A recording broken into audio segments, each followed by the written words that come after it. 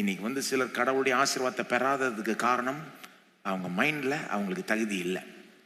உங்களுக்கு தகுதி இருக்க தேவையில்லைங்க. கிருபையினுடைய அர்த்தமே என்னன்னா, தகுதி இல்லாதவர்களை தேவன் ஆசீர்வதிக்கிறார். தகுதி இல்லாதவர்களை தேவன் செழிக்க வைக்கிறார், உயர்த்துகிறார். அதுதாங்க கிருபைன்ற வார்த்தைக்கே அர்த்தம். தகுதி இல்லாதவர்களுக்கு கிடைக்கிற தயவுக்கு பேர் தான் கிருபை.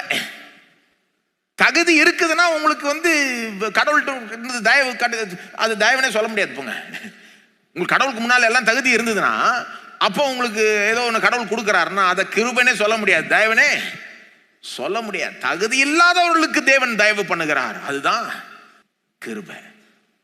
ஆகவே அப்படி நினைக்க வேண்டாம், எனக்கு தகுதி இல்லைன்னு நினைக்க வேண்டாம். தகுதி இல்லாதவர்களுக்கு தேவன் செய்ய விரும்புகிறார். ஏன்? இயேசு உங்களுக்காக மரிச்சார், சாபமானார், அவ்வளவுதான். அதை நம்பிட்டு போயிடுங்க.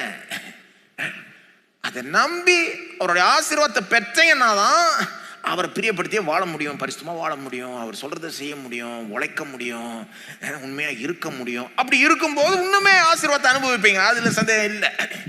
ஆனா ஃபர்ஸ்ட் இருக்கிறத விட்டுறக்கூடாது. தேவன் உங்களை ஆசீர்வதிக்க விரும்புகிறார், அதை நம்பி பெற்றுக்கொள்ளுங்க.